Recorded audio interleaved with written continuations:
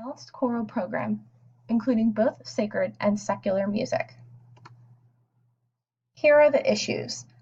I've broken them down into three larger categories and then a couple of subcategories underneath. We have the community, school policy, and teacher preparedness. For the community, we have two groups of people to focus on. We have the students and we have the parents. The students and the parents may not see eye to eye. They may bring different things to the table. Typically speaking, students of this age are considered to be possibly more open-minded, a little more modern with their thinking. Not always the case, but students may have an opinion on what type of music is being sung in choir, or they may not. They may be all for something that is of a religious nature, or they may not. Same thing goes for the parents. They may be really excited to go to a traditional Christmas type of program during the winter season, or they may not. They may not want any religious music to be performed, or they may want a mix so that it feels like many cultures are being represented.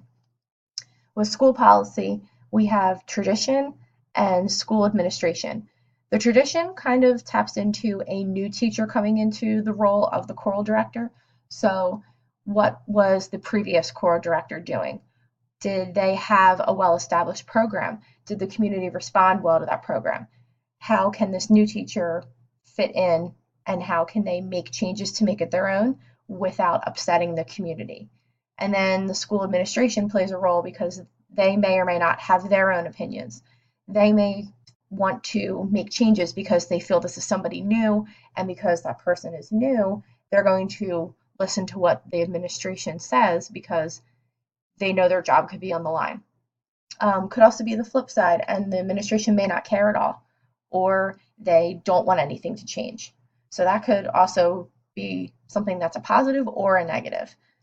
And then teacher preparedness has to do with what type of school the choral director attended, what their music experience was like before they received professional training, and then what were their course requirements at their school.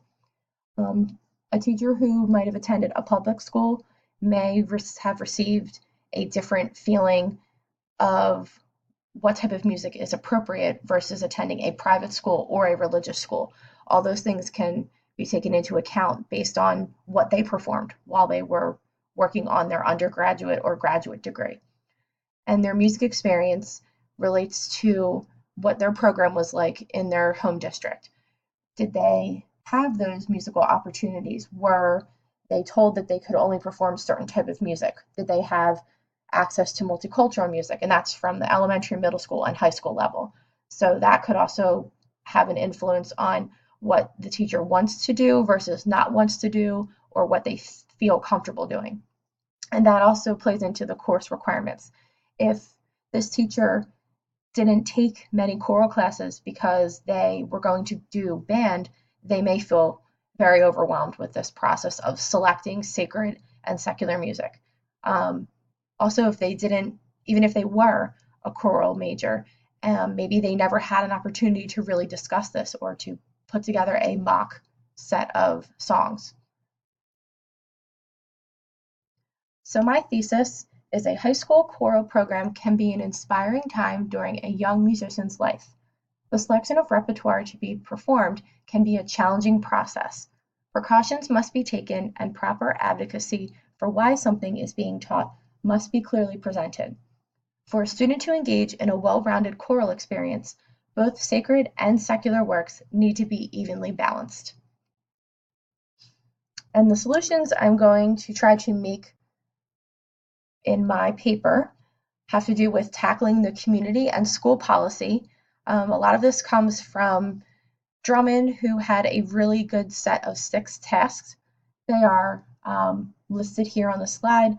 Learn your school division's policies and follow them during concert season. Have a solid educational reason for all repertoire choices and be able to articulate it.